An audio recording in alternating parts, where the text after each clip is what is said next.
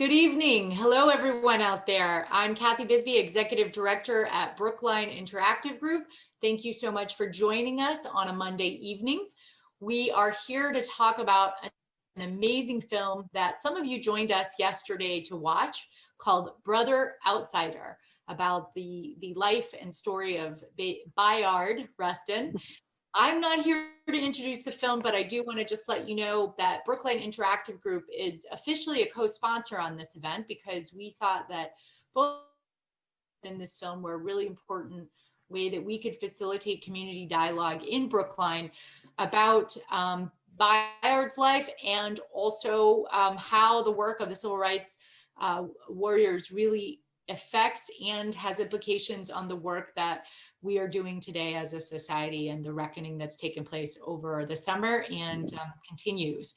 So I want to thank the Martin Luther King Day event committee, celebration committee of the town of Brookline to partner with us on this really awesome event. And so I'm going to hand it over now to Jack Curtis, who is a member of the MLK Day Celebration Committee of the town of Brookline, in just a minute. But let me tell you that if you're watching us live on YouTube or live on Facebook, or you're in the Zoom, you can share it out with your friends and family and to your networks. One of the best ways to facilitate conversations is to share content like this with folks around the country and around the world. So we hope you'll share it out.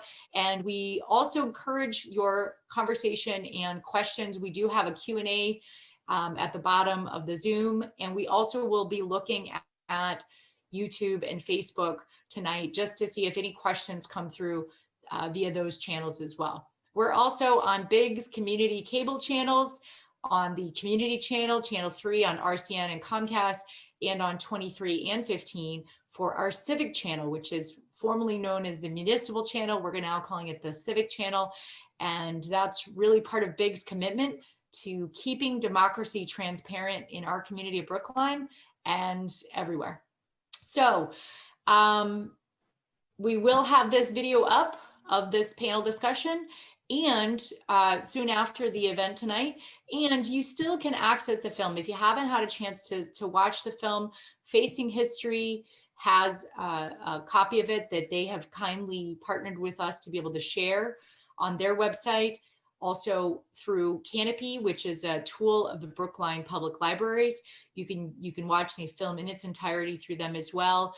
And you can go to brooklineinteractivegroup.org/brotheroutsider to get all of the information, not only about the film and how to watch the film, but also more about our wonderful panelists this evening. So with no further ado, I'm going to just hand it off to Jack Curtis. And Jack, I'm going to put some information about folks' bios on here as we're discussing who they are. And it's all yours. You got the floor. Good evening, everyone.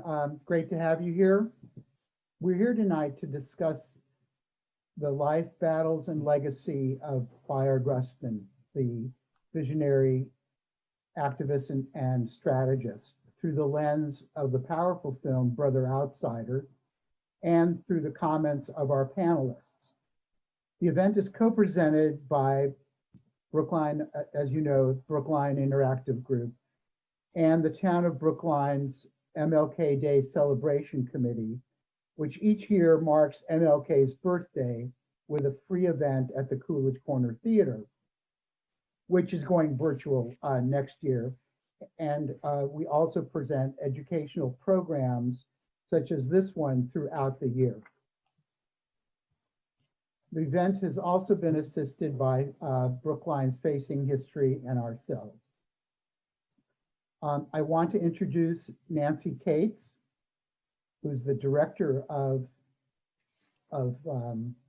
Brother Outsider and an acclaimed filmmaker, and Renee Graham, a longtime opinion columnist of the Boston Globe.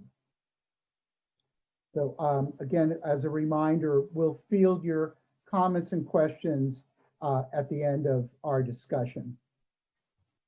Nancy, I'll begin with you. What in Bayard Rustin's story drew you to him, and why did you choose to make the film? So first of all, thank you for inviting me. Since I grew up in Lexington, Brookline's kind of close to heart, plus my brother lives there.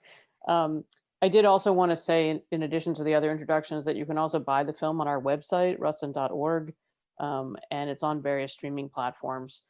It doesn't stream on Netflix, unfortunately. You can get a DVD on Netflix, which is kind of nuts. So I had the idea to make this film in 1997. I read a review of a book called Fired Rust and Troubles I've Seen. And I read this in the New York Times book review, and I always think this is hilarious, like how many other people read that review. But it was the first biography of Rustin that came out in the, in the recent modern era.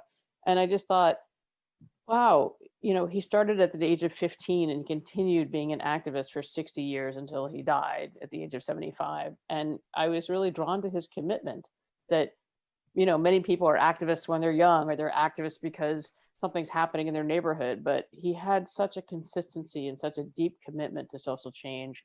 And I just thought, what are the rest of us doing with our lives compared to like this guy? What I literally said to myself was, gee, I'm kind of a putz by comparison.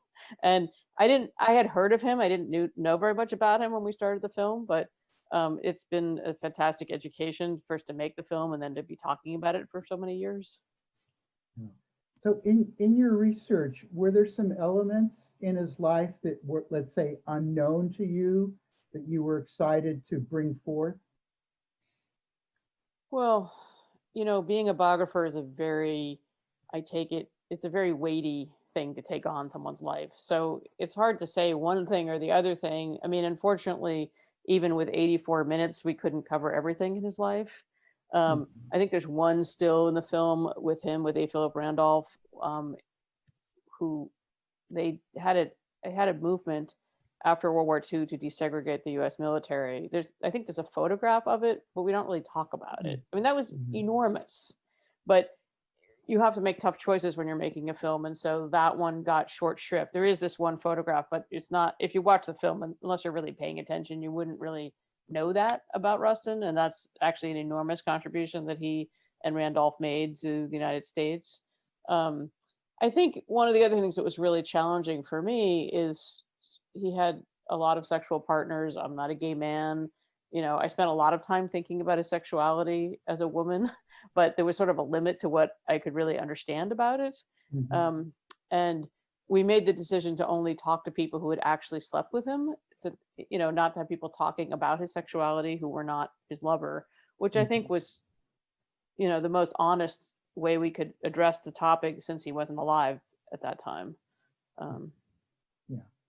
Yeah, those were very engaging and honest moments. Renee, you may recall when I inquired about participating in the discussion of Brother Outsider and Bayard Rustin, you wrote, you were always happy to talk about Bayard Rustin. So why are you now happy?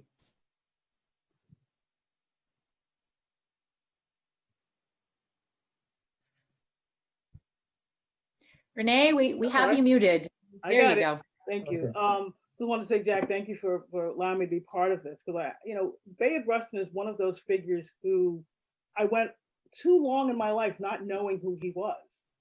Sometimes you would see him standing off the side for Martin Luther King. You might see him on the stage at the March on Washington, but you never knew who he was. And I was probably well into my 20s before I knew who Bayard Rustin was. And actually, when I moved to Boston, there was for years a Bayard Rustin breakfast. That was, one of the high holy days for the Black LGBTQ community. And it was this idea of honoring this man for whom we owed so much and knew so little about. And so for me, he is one of the pivotal figures. You can't get the gains in the civil rights movement without his vision, without his passion and his energy. And it always bothered me that he was so marginalized within a movement of people who were trying to break free of their own marginalization.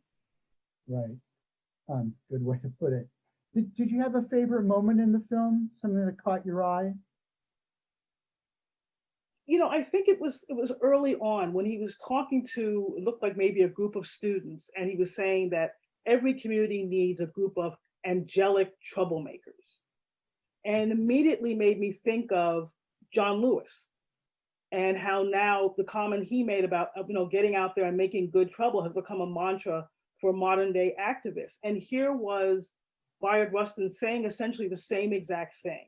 We need people who are troublemakers. We need people who get out there and do the hard work. And that's the thing of activism. It's as Nancy mentioned, his lifelong devotion to trying to make this country more equitable and more fair for everyone. It's so admirable, but that idea that if you go out there and you're doing the right thing, yes, to some you're making trouble, but you're making the right kind of trouble. You're making the trouble that makes differences in societies and in nations. And that's what, I loved it so much because it just became something to live by. The idea that you can be an angelic troublemaker. Right. And angelic troublemaker kind of gets a laugh from the students there. It does get a laugh because people hear troublemaker and think of it as being a bad thing. Right. But when he says, the only weapon we have is our bodies, and we need to tuck them in places so wheels don't turn. It's so beautifully said and so beautifully stated, but that's exactly what it means to be an activist. Yes. I just want to make can I just add something to this? Sure. I think he was actually echoing Mario Savio and the free speech movement in Berkeley, because Savio said something about putting your body on the wheels of the machine. I don't have the exact Savio quote, but it was interesting to me because that clip is from 1964, which was when the free speech movement was going on. I think I have this all correct. And the other thing is that I do think that Lewis was probably deeply influenced by Rustin as well. When he said good trouble, I imagine that he had heard Rustin talk about angelic troublemakers. I don't know. Yeah. And I'm gonna bring up again the idea of making the machine stop with your people's bodies. Nancy, I see a coherent progression in Rustin's life from pacifist individual all the way to the historic Washington March. It seems to me he was always in the right place at the right time with just the right outlook and talents. What can you tell us? What would you say about this penchant that he had? Well, I think even in our film, but even beyond that, we spent a lot of time, obviously, in archives and talking to peace activists. People don't, certain people like Rustin or Martin Luther King were geniuses, but they also were trained. You don't see the training. This is true for anyone, right? Meryl Streep didn't just pop out of a hat and become the world's greatest actress, right? She was trained. And so Rustin spent a lot of time as a young person, working with different organizations, particularly the Fellowship of Reconciliation, but even before that, the Young Communist League. He was a trained activist. And so he had a genius for strategy, and he had, really great experience. And some of those experiences were really difficult. There were things, again, that didn't make it into the film. Like he once sat on his suitcase in the lobby of a hotel in Minnesota because they wouldn't give him a room because he was a Black man. And then he called, I don't know, the head of the NAACP in that town or something. And the guy went over there in the morning. He'd been sitting there all night having his own little protest and, yelled and screamed at the hotel, and they gave him a room. Those were the kinds of things that he did that, there weren't any witnesses, there weren't any cameras or press there. That was his personal commitment, which came from his being a Quaker, as we say in the film, that he had this belief in, making social change and connecting people. He often loved to say we are all one human family. So I don't know if I answered your question. Yes. No. And I also love that it seems like as soon as he got to college, he immediately protested the quality of the food in the dorm and then was asked to leave the college. Well, he went to several colleges. He didn't quite graduate from, we even have his transcripts, and all this stuff. There's a lot more that you can't put into a film but you collect it like you're making a quilt. So Nancy and Renee, what do you think is the source of his commitment and talent to make things happen? What principles, you mentioned one of them, Nancy, what principles drove his beliefs, his actions? Renee, do you want to start? Sure. I think in the film illustrates this very well. Growing up in Westchester, Pennsylvania, when you grow up at a time when you can't do the simplest of things, and then you have to ask yourself why. He mentioned that he couldn't go to a restaurant.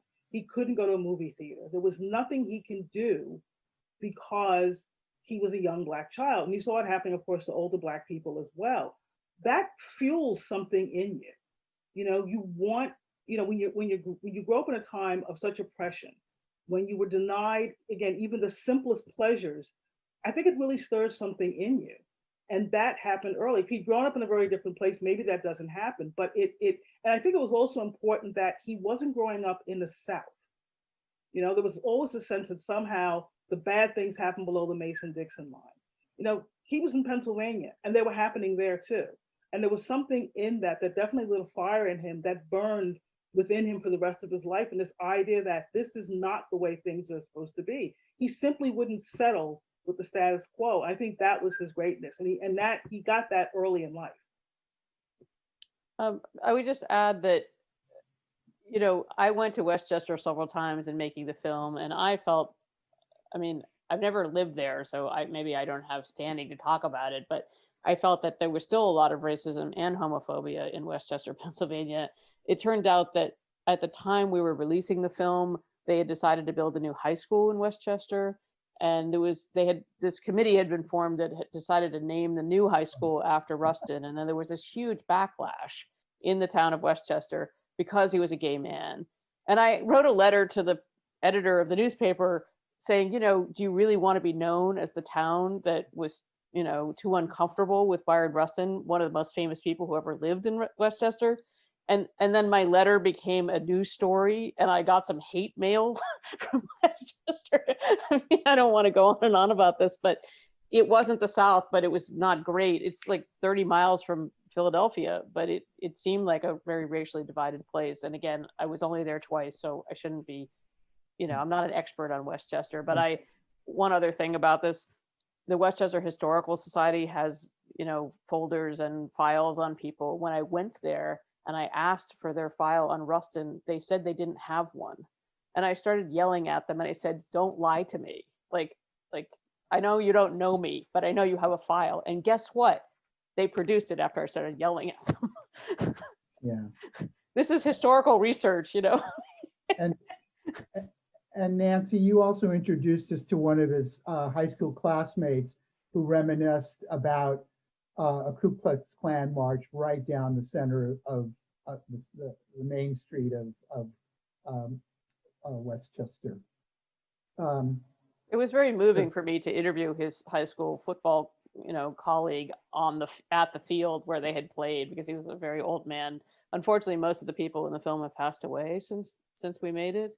Yeah, I get the impression he really liked Bayard. Yeah. Most people did. I thought that his principles also bolstered his life. They enabled him to persist. So it wasn't just the ideas, but that it gave him, I don't know, the strength to get through many setbacks and find new targets and means. I think his grandmother also had a huge influence on him. She had raised him, and she was a very early member of the NAACP, and lots of visiting dignitaries stayed with them when they were coming through town. And I think he had a confidence that is hard to imagine. Rochelle Horowitz in our film talks about when he went to India, the crowds would gather around him.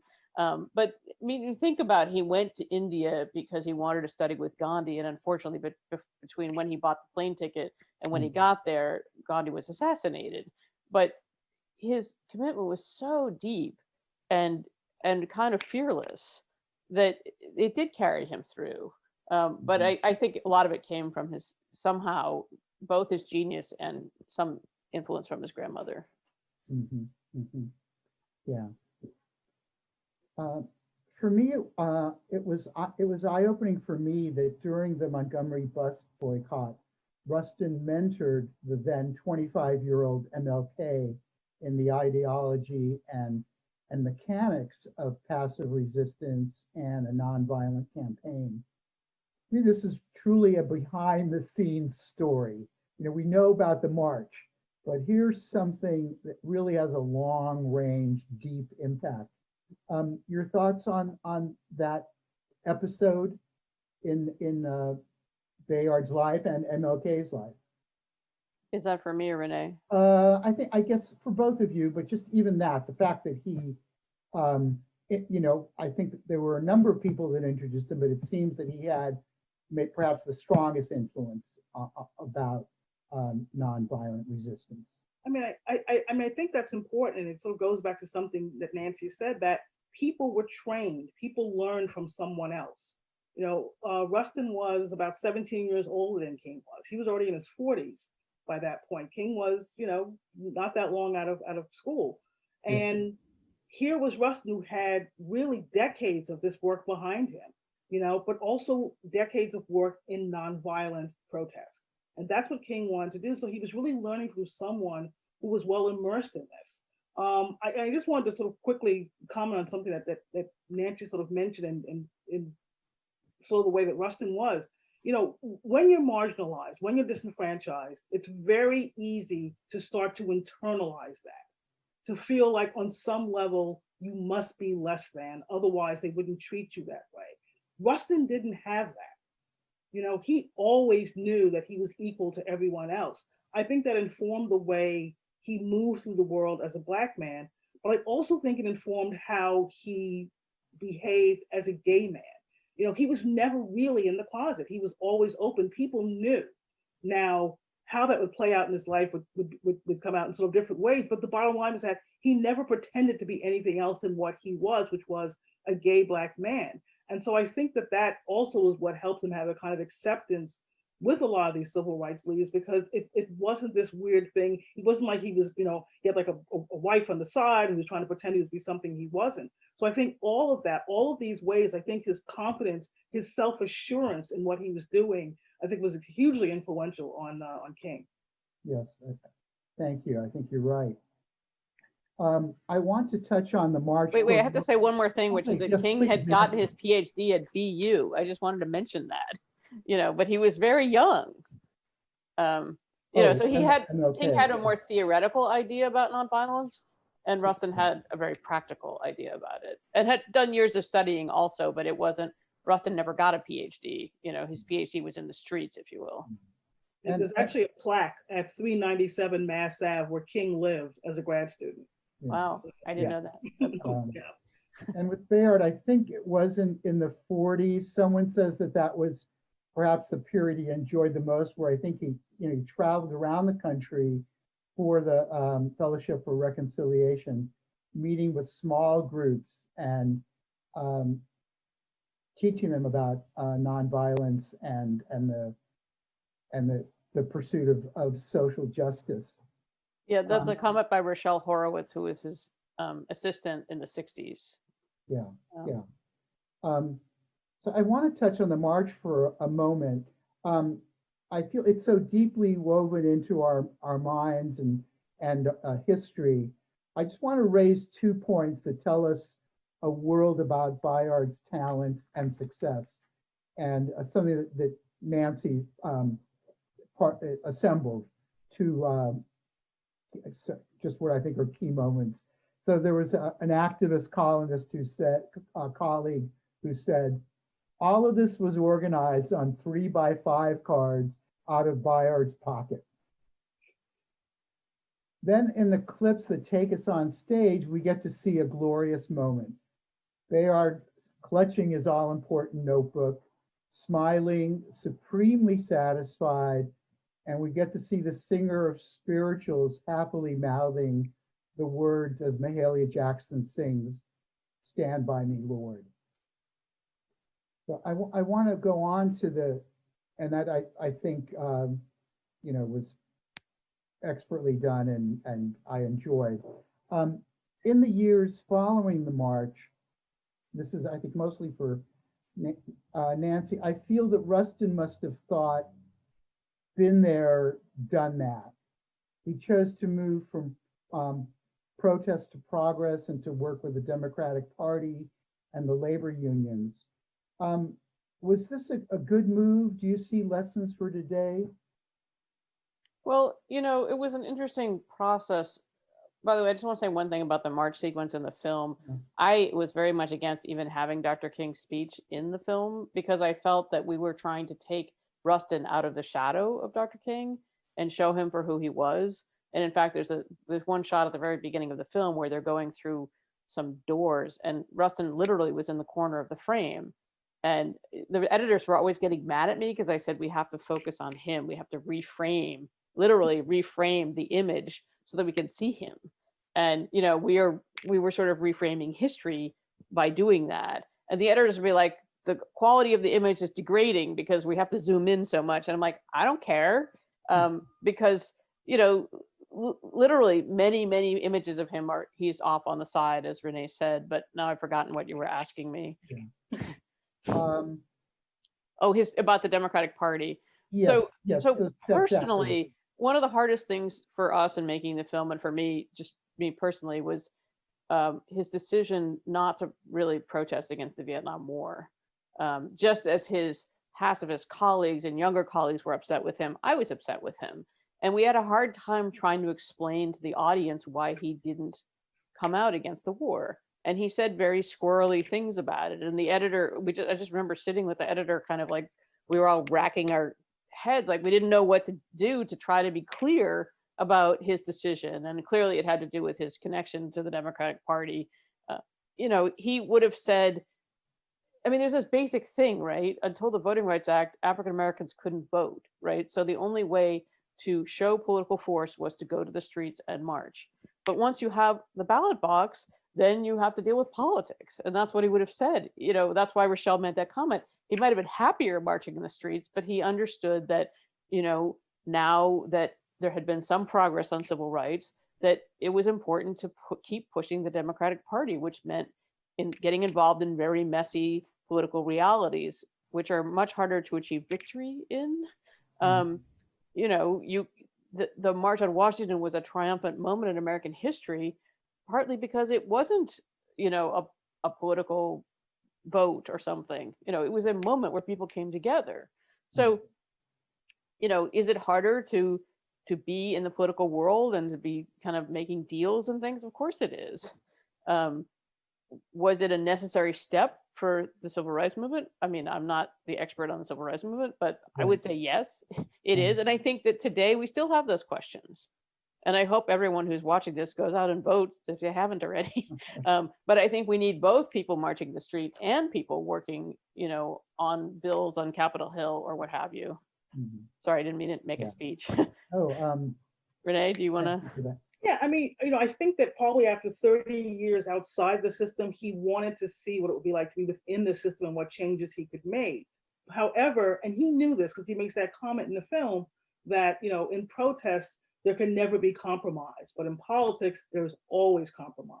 And he made a compromise in deciding to work within the Democratic Party, and that was to not criticize the war. LBJ was getting more than enough of that. He was getting it from King, and he resented it deeply. And even within the civil rights movement, there were people who didn't really love that King was spending all this time talking about Vietnam. So I think for Bayard Rustin, it was kind of a third rail. And it didn't, in his heart of hearts, I have to believe, obviously, a man who was a conscientious objector, of course he was against the war, but he made this deal and just felt that he could be more effective by working within the party, but essentially holding his tongue when it came to criticizing the war. And, I think he lost a certain kind of currency in doing that. I think there were a lot of people who were waiting to hear what he would have to say. And he essentially said nothing about it. And, that was as much of an issue at that point as the civil rights movement. And there was this sense that he just went sort of radio silent and people didn't appreciate it. And I do think it harmed his legacy even within the civil rights movement, because there was very much the sense of, why are we even fighting this war, for a country that doesn't respect our own civil rights? And he wasn't part of that. So, he made that compromise, but I think it's a compromise that cost him dearly. Yeah. I also want to say that I had the pleasure of interviewing all these, well advanced in years peace activists, and they had kind of all stuck, like the people who worked at the War Resisters League, which is another place that he worked, they just continued being peace activists as their primary focus. And it became clear to me that Rustin wanted to have more success. I mean, I hate to say this, but being a peace activist is not a winning proposition. I think he wanted to be closer to power, but I think he also wanted to see more gains. And so the labor movement and working with the Democratic Party allowed him to have those successes. And of course, he was still a pacifist and deeply believed those things. But I think maybe he wanted a different life at a certain point. I mean, look, maybe even part of that was because of sort of the aftermath of the March on Washington, where it has sort of recorded, the mythology was this was King's march. King put it together. King was the star of that march. When people think of the march, they think of one thing, the I Have a Dream speech and nothing else. And maybe that was tough for Rustin. He knew that he was the architect of that march and was getting no credit. So maybe he felt that he could have something of his own within the party. And that's why he kind of maybe that's why he made that move, because it had to have been, for all the successes of the march, it had to have been a somewhat bitter pill to have been sort of pushed aside from getting any of the credit for that. Well, after King's assassination, people went to him and said, will you become the next Dr. King? And he said, no, I can't be that person. It's not that he didn't have the talent. He just literally couldn't. And I think it was probably wise for him to take a different direction.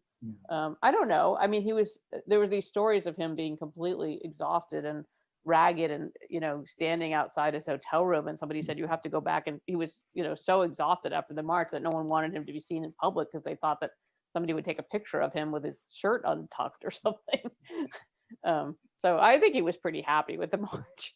Yeah. I mean, I sometimes think of it like people have weddings, when 200 people come, but his wedding wasn't a wedding, but it was 250,000 people. And we do get to see him in a fiery manner reciting one of the key demands, ending prejudice in all facets of life in the U.S. And yeah, he's got his fist up and he's passionate. So talking about his principles, there's another moment where could have did stir controversy, I'm sure. So in a debate with Malcolm X, who at that time was arguing for complete separation, Rustin said, the problem can never be stated in terms of black and white. Any movement which begins by blocking out the active cooperation of the best minds, and there are many whites as well as blacks, is fighting a losing battle. So this is another one of his key principles. Renee and Nancy, what do you hear in this statement? Maybe I can give a little background about this. Sure, please. They had Malcolm and Rustin had several debates, but the first one, and I believe the footage is from the first one, Malcolm was invited to Howard University to speak, and then somebody in the administration realized that he was this radical, and they wouldn't let him speak. And so Rustin said, I will have a debate with Malcolm X so that he will be able to speak to these students. So I think there were two debates, like I said, one was at WNYC, I believe, but the whole thing was created actually for Rustin to give voice to someone who was much more radical than he was, because he felt that it was important. And I think that at some level, he may have sort of wanted to let Malcolm win the debate. And possibly the same with Stokely Carmichael, Kwame Ture, as he was later known, that he was the young Turk who Rustin disagreed with, but also wanted to give a bigger audience to. Mm-hmm, mm-hmm. So Renee, I rather like the idea of that the sense that movements change and different voices have to be raised up, and that he had the humility really to let that happen and to help facilitate it by sharing that stage with Malcolm X and then with Stokely Carmichael. That's an important thing. You have to know when to sort of move to a different direction and let other voices be heard. And not every leader is good at that. Let's face it. But he had the humility because what was important was the movement itself, and to get these rights and to bring down white supremacy and segregation. that's what he was more concerned with than this idea that, well, no, my way is the only way. So I think, I'm glad sort of Nancy gave that sort of the context of that, because otherwise it just looks like there was this sort of old versus new kind of battle going on. And it's good to know there was more than that behind the scenes. Well, again, it was kind of hard to kind of give the audience that context. So we just decided to just let them speak for themselves. But I guess I find it really heartwarming that even if he was going to look like the older dude, that he was letting them speak and really giving them this opportunity to speak. And I feel, that he had the confidence that he could do that without harming himself in some way. Yeah. I feel really privileged in getting kind of some of your story, Nancy, and sort of other behind the scenes stories that give us insight. So there's another principle, not about nonviolent action, and you touched upon this. Renee, you touched on it, so I won't quote it, but there's another line that Rustin called out for a nonviolent uprising with people sitting, standing, being arrested, black and white together. So I want to ask both of you, how do you think today's activists would see this sentiment and see this call to action?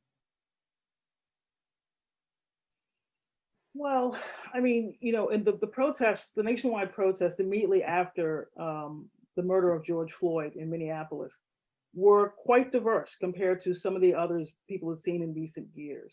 And there was this sense of this sort of moment being captured, that this wasn't just seen as being this Black problem, that it was this American problem that all Americans had to solve. I have to admit to being rather a bit cynical about that at the time. And I feel like my cynicism has kind of won out, because immediately after George Floyd's murder, 45%, I think, of white people said that race relations were a big problem in this country. Within 6 weeks, it dropped like 16 points. The moment had kind of passed. So, I think Bayard Rustin was right in this idea that you have to have, the best minds from all corners to solve these problems. I'm just never convinced that America sort of has the moral stamina to do that. Yeah. Well, maybe I can say something slightly more upbeat, but maybe less practical. I don't know. Which is, I think that we are in a moment where I believe that white Americans are trying to either step back and not be at the front of the line, or to soul search a bit more than maybe has been true in the past. And, it's been an interesting journey. This film was completed in 2003. So I've been talking about it for 17 years. I was talking about it before it was done, but 17 years since it was done. And I, try to be realistic about what I do know and what I don't know. And I don't want to be a representative of Bayard Rustin, because the whole point of the film was that he could speak for himself. But I see, organizations really grappling with questions of race in ways that they haven't in the past. And, maybe it's not the number one issue in the middle of this pandemic, but I think that there are some sea changes going on, at least in places like Hollywood, which has been so white and so male dominated. And, one of the ways that we make a living is that we show the film at law firms, and law firms are kind of like the US Senate. Like 20% of partners at most American law firms are women. And the numbers for people of color are often worse than that. So I'm not saying that things are great. I'm just saying that I do think that finally there has been a sense that many Americans can no longer avoid thinking about race. It doesn't mean that things are better. It just means that maybe there's more discussion about it, which is different than the marching itself. Yes. There's something else about, just to touch on, in that period after the march, because you brought up, Renee brought up Vietnam. So Rustin, we see Rustin at a congressional hearing, and he states, "I cannot believe the war in Vietnam is more important than eradicating poverty, and I believe that history will reveal that." So seeing that made me think of MLK's Poor People's March, because both leaders around that time were began to address economic issues with new tactics. So what was they're both, in one way we can say they were becoming more radical. What was their relationship at that time, MLKs and Rustin? Well, Rustin was one of the people who was not really in favor of the Poor People's Campaign, as I recall. I mean, we didn't spend a lot of time thinking about this, but there were a whole bunch of people who were trying to talk Dr. King out of it because they felt that he was sort of splintering off from the main thrust of the civil rights movement. And at the same time, Rustin was also a labor guy, and he knew that, that racial inequity and economic inequity go hand in hand in this country. So I'm a little fuzzy on how often they saw each other. I think that, once the A. Philip Randolph Institute began, which was, I think, in 1965, Rustin wasn't quite as central to King's group of advisors. Mm-hmm. But of course, he was the person who asked King to go to Memphis in 1968. So it's complicated. Right. I mean, I do think it's interesting, though, that these conversations were being had 50 years ago, more than 50 years ago, about economic inequity and how that fed racial inequity. And now there are all these conversations people have about the racial wealth gap and generational wealth and how all of that feeds in to these persistent problems in communities of color. And so I do think it's interesting that, the same way that people, when the war was really raging in Iraq, and they would say, how many billions are you spending there and what could you do with that money here and how that could help people? It's the same conversation. That's really the telling thing about the film to me, is that in so many cases, these are the same exact conversations. They're talking about police violence, they're talking about housing, they're talking about economics. Sadly, these issues don't change. There's a little tweak here and there, but why what Bayard Rustin was talking about remains resonant is because the situations and the conditions still exist. Well, and in fact, or even worse, I think there's more racial there's definitely more economic inequity than there was 50 years ago, or inequality. Of course. Yeah. If it doesn't get solved, I mean, I think it was the Globe a couple of years ago, maybe 3 years ago now, did a story about race in Boston. And they looked at the racial wealth gap in Boston. And it was for on average, it was for white families, it was like $247,000 versus $8 for Black families. And everyone thought that was a typo. And people were like, no, that can't be right. So no, that is right. That's the disparity. And that's a disparity in neighborhoods that are about 3 miles apart. So, the idea, again, of talking about these issues, of course, it's absolutely gotten worse, because if your grandparents didn't have generational wealth, it's very hard for you to get that. So it only gets worse as housing goes up, everything gets more expensive, and you never get a chance to catch up. I want to move on to talking about his legacy. For both of you, how does Rustin's life speak to us today? What can today's racial activists learn from his life? It's a kind of a big question. I mean, one thing we haven't mentioned yet is that he also liked to have fun. It was really important to me that we include that stuff about there was this party for all the people on the Nixon's enemy list, because the reason that's in the film is that it really just represented like a tiny bit of his effervescent personality. He spent almost 40 years working on racial equality before the Voting Rights Act was passed. I looked it up once, it was 38 years. That's a long time to work on one issue. These issues are still here, of course, but I think he would say something about staying committed to what you're trying to do and trying to have some fun while you're doing it, because we only have this one life that we're given. Mm-hmm. And I think he did manage also to have a great time while doing some really intense and often very challenging and painful work. Yeah. And he had an artistic side as well. He sang, he dressed nicely. The person in India talked about how he liked putting on the garments in India, and being the tallest man around. So Renee, maybe Renee has something to add. For me, it's the persistence more than anything else.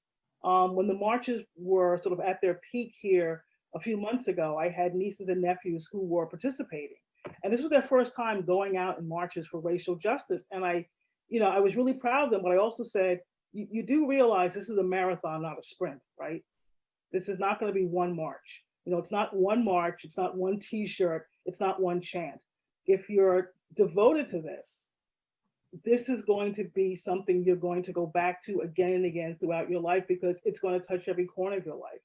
And again, the fact that Rustin did this for 60 years, it's easy to get burned out doing this, I have no doubt. But he stuck with it for 60 years, that he saw these sort of different aspects of it, is quite the remarkable achievement. And I think, to me, when you look at what people are trying to do today and how they're trying to make these systemic changes, the fact that you have to stick with it, that's kind of all you have. Again, it's like you have your body, you have your mind, and you have your passion. And he had those for 60 years.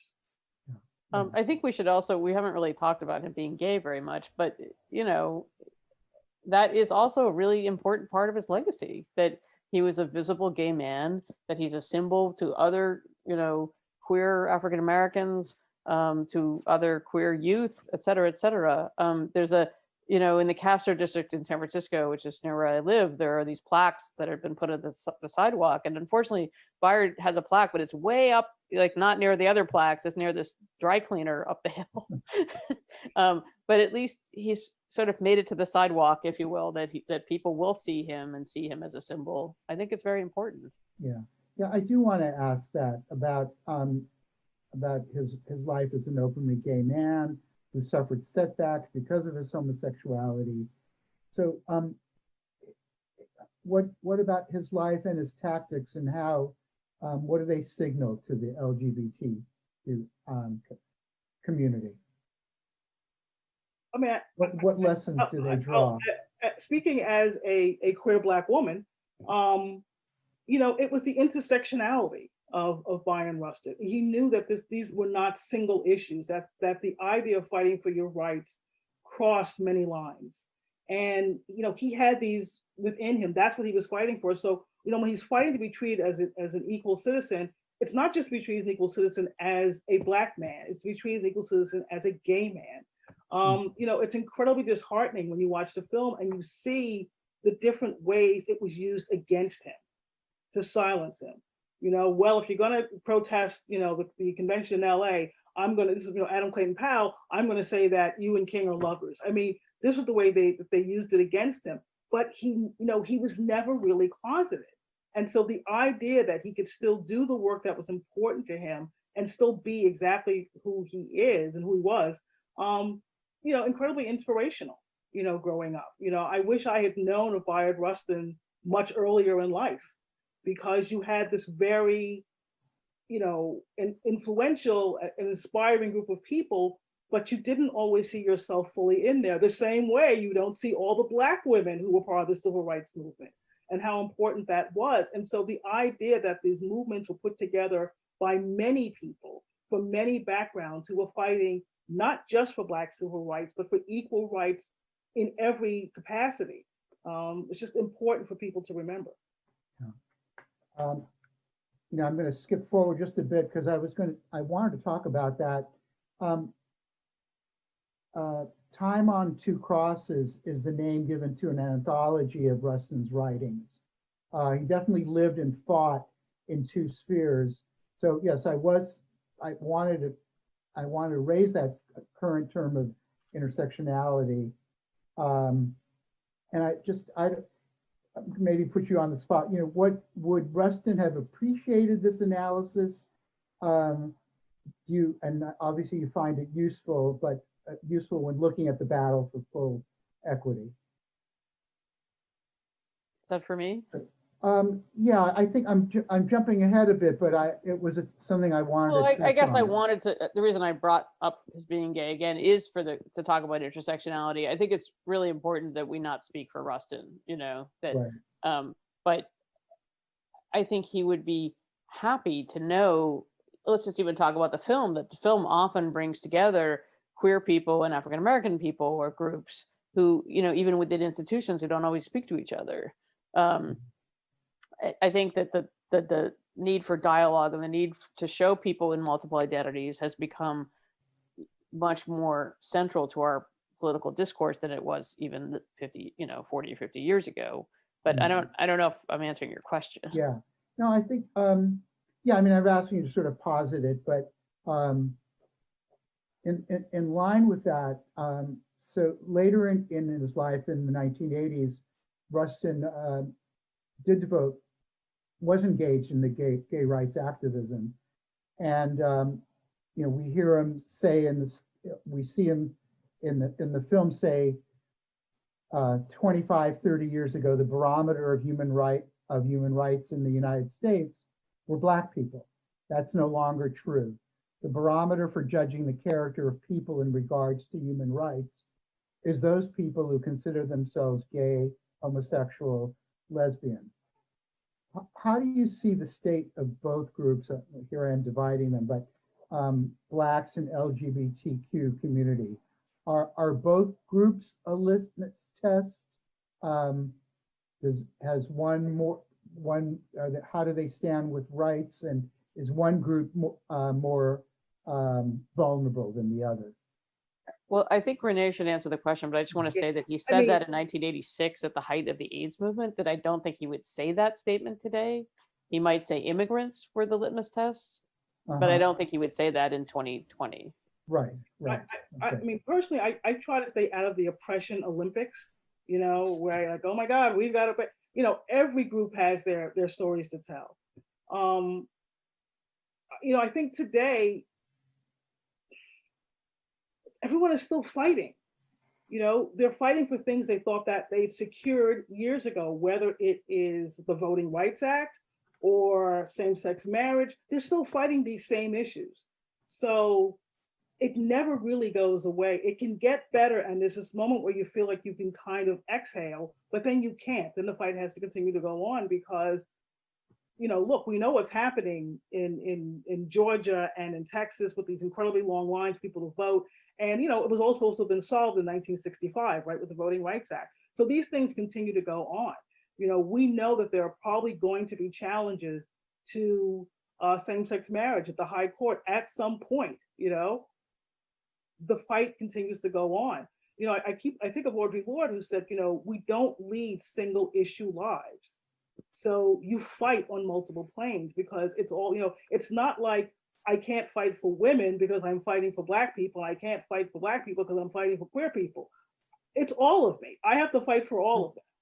You know, I don't get to sort of parse myself out and decide which part doesn't mind being oppressed. So I think there's always this idea that, you know, the fight goes on and everyone on some level is dealing with, it leads an intersectional life. And I think that's the most important part of the movement. And I think that's what we saw more of this past summer, where people were looking at these different issues as being in a lot of ways the same issue. Yeah. So I want to wait, can I add one more thing? Yes, I don't think that the LGBTQ movement has been very willing to look at economic issues. I'm hoping that will change. Well, it depends on the community you're talking about. Well, I'm talking about like the big Right, national organizations. Yeah. Right, but some of the national organizations for Black LGBTQ have been looking at that, because if the numbers are bad in general, of course they're worse if you're a Black trans woman, or if you know, they're always sort of worse. So again, it's the intersectionality that you're not this one thing. There's not this one piece of you. You have to look at it all at the same time. Now, when you're talking about some of the more mainstream LGBTQ, That's what I was talking about. Yeah. And the push for marriage equality need to catch up. Was not necessarily the issue that lots of LGBTQ folks needed. You know, I guess for some people, marriage equality does help them economically, but it's not, you know, it is not the issue that, anyway, I'll be quiet. Right. Yeah, so the intersectionality of people's lives and also the issues. So through works like brother outsider, Rustin is finally emerging from his, let's say, unknown status, no longer a lost prophet and no longer the invisible man of the civil rights movement. But I feel he's still somewhat an unsung hero. There's an observation about him at the end, which in a way may just say it about say it all about Bayard, which was he was his own man. Whatever he was, he stood at a rakish angle to it. So Nancy and Renee, what do you think about continually taking a rakish angle? I think it's kind of hard to do, but it's necessary for most groups. This is going back to earlier things we've talked about, but there were things that we didn't put into the film, like the Fellowship of Reconciliation was always upset with him because he would never turn his expense reports in on time after he did these trips. And Rustin had his eye on the prize. Like, he didn't care about the accounting at the office back in New York, right? He wanted to get more people involved in the civil rights movement and get them to go do sit-ins. This is in the 40s, but back in New York, they were complaining about his timesheets and his, so he was right, of course. They had a tiny little bureaucracy for their small nonprofit, but it's not always easy to be in that position. Mm-hmm. Mm-hmm.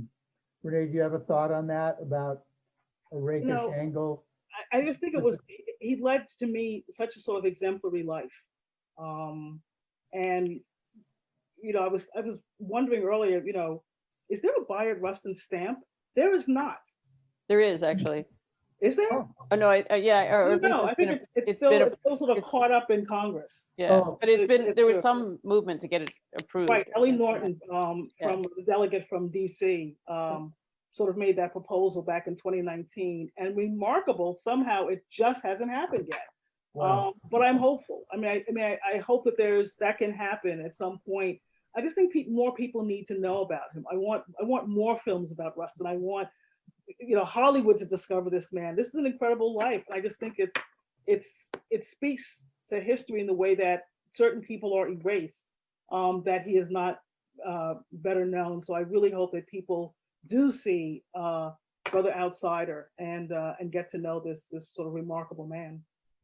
Yes. Thank you. I think we have to end it there. I want to remind people about this. Yes. We do have some questions. Okay, hold on. I just want to thank everybody. So again, to Big and to Facing History, and I especially want to thank our panelists. I feel your insights and the passion with which you express them are, I think, add a lot to our knowledge, our experience of Bayard Rustin. And I want to also thank all those watching. Carry it on. Thank you. Jack, are we going to continue with audience participation, or yes, are you wanting to end? No, yes. So we do, first of all, I want to just thank you both and Jack as well. That was really interesting. I have a question myself, and then we have one about singing, which I also want to hear as someone who really loves some of the music he was singing. And I saw that he was playing lute in jail. Why don't we start with that? So the question from Rob Davies was, on a different note, pun intended, can you say something about Rustin singing in the film? Many of the songs were spirituals. It makes me wonder if Rustin knew the world famous Brookline resident, right? Roland Hayes, who promoted spirituals and was a mentor to Marian Anderson and was a resident of Brookline. Well, we did show him singing with Josh White. He could easily have been a professional musician. We were fortunate. He didn't keep a diary. So the music that, but he had left these 2 LPs behind, and they literally were LPs, and we had, copies of them, even though it was like the CD era. But his voice actually kind of functions as the diary in the film. And we just really were so blessed that those things were left behind. And I think he always used music to reach people when he couldn't reach them any other way. We tried to show that, but like he's in a refugee camp and he starts singing and he has them clap, and he doesn't speak their language, but they could clap with him. That's just who he was. So I quite loved, all using his voice in different ways, and also working with our composer, who was very, very talented, Quincy Griffin. And you probably didn't notice that music as much, but it is very important to the film as well. And music is just a huge part of any film. And what I say is that, like, I'm not the right thing here for Zoom, but it's like you make a film and it's there, and then the composer comes and it gets up here, because just music brings us into the story in this beautiful way. So thank you for the question. Nancy, I think you crafted that so well. I always saw his music, how you used it as kind of an additional comment, or kind of extended the story a bit, added to the story, that after he talks about, he realizes that he has to sublimate his sex, his sexual activity. You have the song about a spiritual about walking through the valley by myself, and no one else can do it for me. I have to walk by myself. Well, and even now when I hear someone else performing, sometimes I feel like a motherless child. I just stop and I'm like, it's not Bayard. It's not as good, Yeah. But, yeah. So the question I wanted to ask really ties into the music, because we're seeing such a strong connection in music in today's movements as well. And I really enjoyed hearing from both of you about sort of how the legacy of Bayard really, we can bring those lessons forward today. And I also heard Renee talking about people learning from someone else. And I'm really fortunate, as a Gen Xer, I had an opportunity to work with folks who, when I was in my 20s as a community organizer, they were in their 80s. So that's the generation that went through the Red Scare and, in Hollywood, and worked with union organizers, and I got to hear their stories. But it's hard to get to hear those stories for young people today. And I think there is also, because I'm Gen X, I see this kind of challenge between boomers talking about the past and young people wanting to talk about the present. And so, Renee, I really wanted to hear from you, how do we get the generations to talk to each other in an intersectional way, right? Because each generation has its own struggle too. And so I wondered if you're thinking about how you sort of talk to the older generation and how you talk to the younger generation. What's sort of the bridge that gaps that difference of age and experience and even music? I think the bridge is that the fight is the same. I think there's a lot to learn. I mean, if when I was talking to my nieces and nephews about it, and of course this all felt, they're all in their late teens and early 20s. This all felt very new. They thought they were inventing something. I'm like, you're inventing nothing, but you are part of this wonderful continuum that your parents were part of, and your grandparents are part of, and your great grandparents were part of. So the idea that you're part of something bigger than this one moment, I think, was illuminating for them, because they really felt like, at the beginning of the summer, there was a sort of thing that went around on social media where people kept saying, this is not your grandfather's protest, and everyone was like, what exactly does that mean? What are you saying? That somehow going out in the street and chanting in signs is something that your grandparents didn't do. So I think there's this idea that I think it's important. I mean, it's depressing. It's depressing to think, oh my God, 50 years ago, people were doing this and now I have to do it now. But that's the way of the world. That's the way of the world, right? And there is the music. The music, changes with each generation, but music has always been this glue in protest movements, and it was, gospel music, On Our Way, We Are Climbing Jacob's Ladder, always the idea of striving for the next great thing.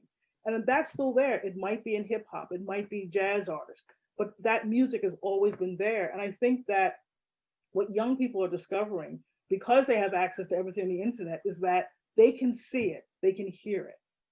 They can revive it and make it their own and add to it. So I think, that's what I kind of loved about the music in the film, is that it was the reminder that of how much these songs were part of the movement and how they helped people deal with their fear. People sang when they were being arrested, people sang when they were marching. It was this kind of glue that held them together and held them, in the moment, and kind of helped assuage their fears.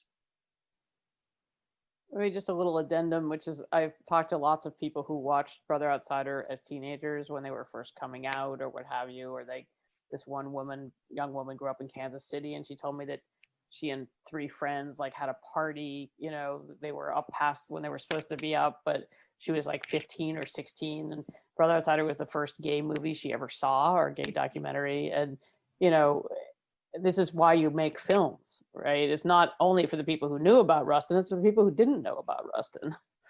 So, and people are going to keep discovering Rustin, which is amazing. I hope so. With this film, which I really love. I hope so. Yeah, I'm so glad to have brought you two together. Really, a really great exchange. Well, thank you very much, everyone. Thank you, everybody. So just Thanks, so Kathy. Everybody take care. before we sign off, let me just let everyone know where we can find other resources. Okay. And on behalf of Brookline Interactive, I just want to thank you both and thank Jack and the MLK Celebration Committee for putting this together. They're also putting together their January event. So we want to call out to members of Brookline community to get involved and participate in that. And as always, we want to call out to members of our community to come and express your voice at Big.